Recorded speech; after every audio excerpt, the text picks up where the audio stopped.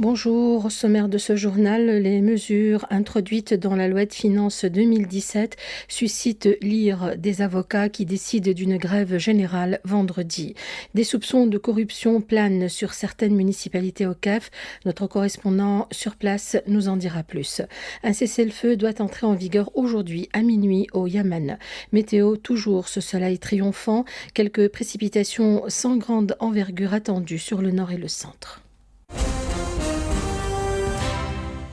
La brigade de recherche et d'intervention opérant dans le gouvernorat de la Manouba a mis à jour une cellule terroriste à Douar Hishr ce matin. Cette cellule était composée de 4 éléments terroristes dont l'âge varie de 22 à 29 ans. Ils ont avoué leur participation à des plans visant à assassiner des sécuritaires et des militaires tunisiens.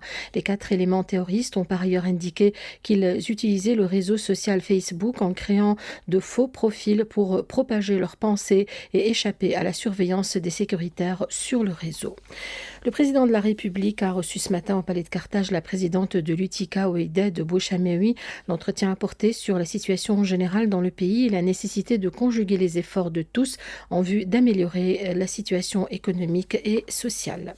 Un conseil ministériel restreint s'est penché hier sur les programmes actifs de l'emploi et les moyens appropriés en vue de les aligner sur le nouveau programme gouvernemental baptisé Contrat Dignité, programme qui bénéficiera à 25 000 demandeurs d'emploi et pour lequel une enveloppe globale de 130 millions de dinars a été allouée. Les avocats sont en colère, ils s'opposent contre les nouvelles mesures introduites dans la loi de finances 2017 qui prévoit une hausse exorbitante selon eux des impôts. Réuni hier en urgence, le Conseil de l'Ordre national des avocats a décidé d'une grève générale pour vendredi et des mouvements de protestation au siège des tribunaux.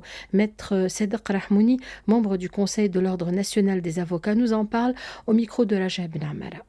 Les avocats ont été surpris par la présentation d'un projet de loi concernant la loi des finances 2017 et qui englobe beaucoup de mesures qui concernent essentiellement l'avocat, qui soumet l'avocat à des impôts inattendus, essentiellement à des timbres qu'il doit payer à l'occasion de chaque affaire, avec des montants qui sont assez élevés et qui peuvent vraiment causer un problème pour le revenu des avocats et pour leur statut en général. Le Conseil de l'Ordre des avocats s'est réuni hier, il refuse catégoriquement cette loi de finances. Il a décidé entre autres une journée de protestation qui se tiendra ce vendredi. Les avocats fermeront tous leurs cabinets. Ils vont se réunir dans les palais de justice à travers toute la République pour exprimer leur grogne et leur mécontentement quant à ces mesures qui ne touchent pas uniquement aux avocats mais pratiquement à plusieurs activités économiques dans la société tunisienne. Jusque-là, on a publié nos décisions et on s'attend à ce que le gouvernement puisse dialoguer avec le Conseil de l'Ordre pour réviser toutes ces procédures qui ont été prises d'une façon unilatérale sans prendre en considération les problèmes réels que vit le secteur de l'avocatie en Tunisie.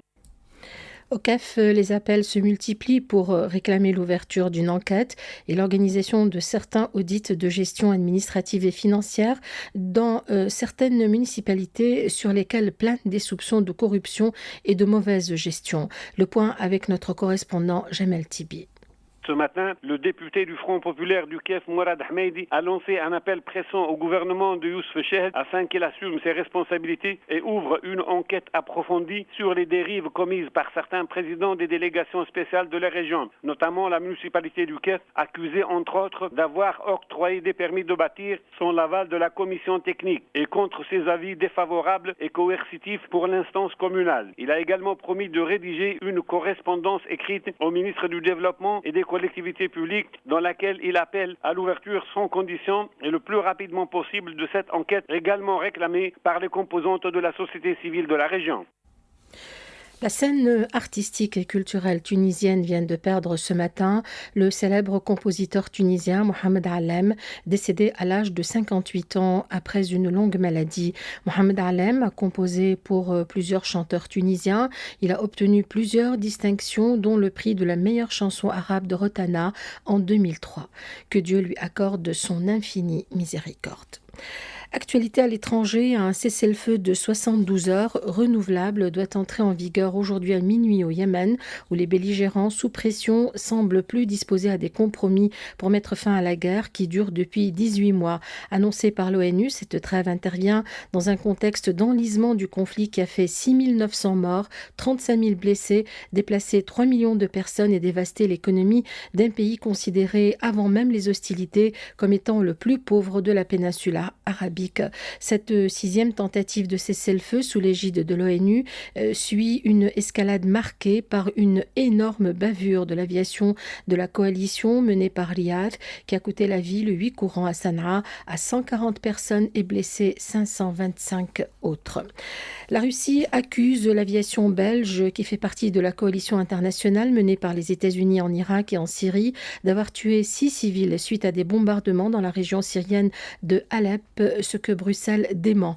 La Russie a annoncé d'autre part la suspension surprise des raids des aviations russes et syriennes sur Alep en signe de bonne volonté et pour permettre l'évacuation de civils des quartiers rebelles de cette ville bombardée à un rythme intense depuis presque un mois.